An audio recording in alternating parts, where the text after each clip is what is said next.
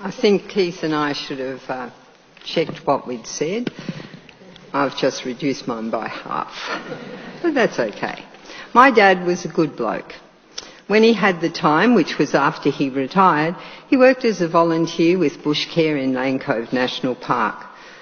And I can remember the great delight he took in showing me the correct way to remove a weed from the soil so that the seeds didn't fall off and cause a worse problem in the following year. With his golfing, he was a member of Lane Cove Golf Club.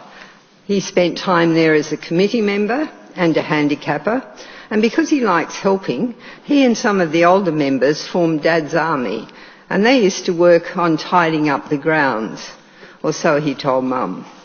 It may have been the 19th hole. Having grown up in the Depression, he was very good at making do.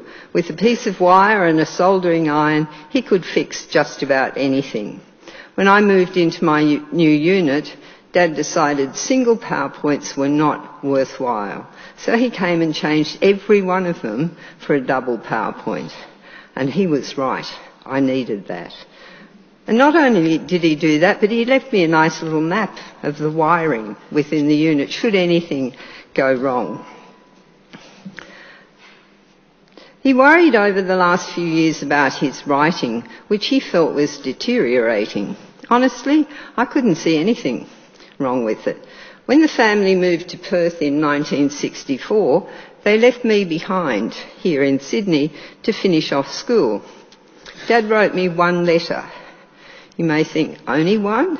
But it took me 3 months to decipher what he'd written in that one letter.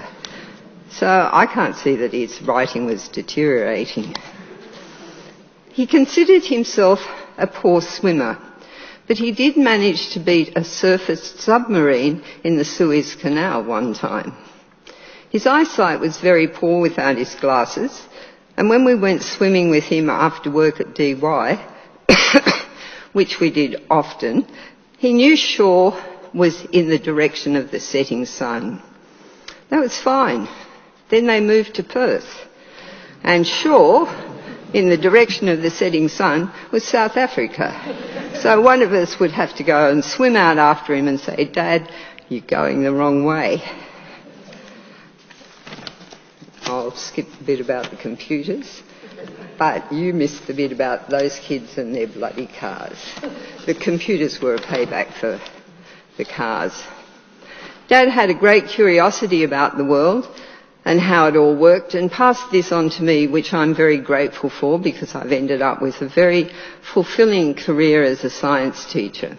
However, with all my science knowledge and curiosity, I couldn't do what Dad did.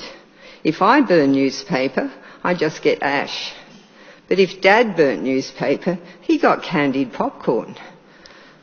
My dad really was magic. Thanks, Dad. I'll miss you.